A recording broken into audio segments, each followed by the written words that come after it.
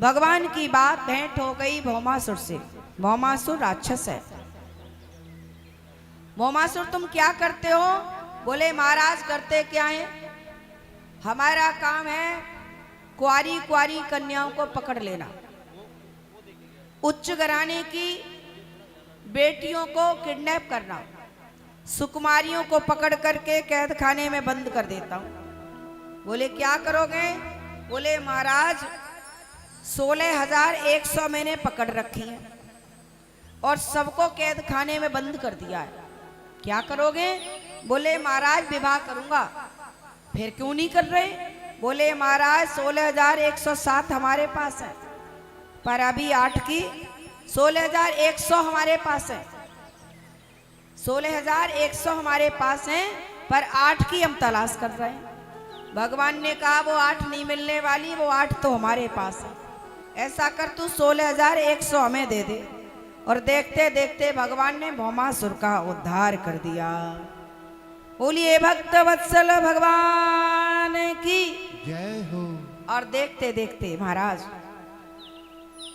फिर क्या था, वो जो बेटियां थी ना, उनको जेल खाने से जब छोड़ा तो कहा महाराज जाओ। कहा महाराज जाओ। बोले घर नहीं जाएंगे। क्यों? घर क्यों नहीं जाओगे? बोले महाराज इस जगत में एक रात्रि के लिए भी लड़की कहीं चली जाए तो लोग छोड़ते नहीं है बोलने से, इसलिए महाराज हम कहाँ जाएंगे, या तो आत्महत्या कर लेंगे या हमें यहीं रहने दो, कोई हमारा वरण नहीं करेगा, कोई नहीं है। तब भगवान ने कहा जब जीव कहता है कि कोई भी हमारा नहीं है, हमारा कौन वर्ण करेगा, मैं उसी का तो वर्ण करने को तैयार हूं। और एक साथ 16,100 सुकुमारियों को भगवान ने वर्ण कर लिया। इस प्रकार से भगवान के 16,108 विवाह हुए हैं।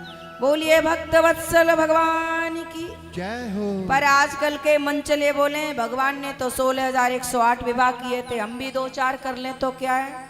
सुनो, भगवान के राज्य में एक भी रानी दुखी नहीं रही। दूसरा, भगवान ने एक भी विवाह अपने शारीरिक संबंधों के लिए नहीं किया, अपने मन से नहीं किया। किसके लिए किया? प्रत्येक बेटी की रक्षा के लिए किया। आप देख लो उठा के, सबकी रक्षा के लिए भगवान ने विवाह किया। तीसरा, वो भगवान है, भगवान की नकल नहीं करनी चाहिए। समर्थ को नहीं दोष गुसाई, जो सामर्थ्यवान होता है उसे दोष नहीं लगता। भगवान की बात करो तो भगवान शंकर ने तो अभी शिवरात्रि आएगी, मैंने कल भी एक भजन रुकवा दिया था। शिवरात्रि आती है तो लोग कहते हैं भोले बाबा तो पीते थे, भंग भंग भंग क्या क्या गाने बना लिए हैं। भोले बाबा पहले तो पीते ही नहीं थे। शिव महापुराण पूरी कथा उठा करके देख लो, एक जगह भी भांग की चर्चा नहीं है। संजीवनी बूटी की चर्चा है, जब घंट पर वो जहर अलग गया था जगत की भलाई के लिए, देवताओं के कल्याण के लिए, देवताओं की रक्षा के लिए। समुद्र मंथन में जो जहर निकला था वो भगवान शंकर ने पिया, और जब गले में अटक गया तो नीलकंठ महादेव, बोले नीलकंठ महादेव की जय हो। गले में क्यों अटका? उसका भी कारण था। भगवान शंकर ने कहा अंदर हृदय में ले जाऊंगा, तो अंदर हृदय में तो मेरे गुरुदेव राधा माधव बैठे हैं, मेरे हृदय में तो श्री राम सीता जी बैठे हैं, तो मेरे भगवान को, मेरे गुरुदेव को इसका असर न हो, इसलिए कंठ में रोक लिया। इसलिए कंठ नीला पड़ गया, अग्नि जलने, अग्नि से परेशान होने लगे। वो जहर इतना तीखा था। तब उसकी शांति के लिए ऋषिकेश में जाकर के साधना की, लोगों ने जल चढ़ाया लेकिन शांति नहीं मिली। तब कहते हैं वहां पर कोई बूटी खोजी गई, संजीवनी बूटी की बात है, वहां बूटी की चर्चा है लेकिन भांग की चर्चा नहीं है। इसलिए मैं निवेदन करती हूँ कोई भांग की बात न किया करे, ये तमाम दकियानूसी बातें करती हैं।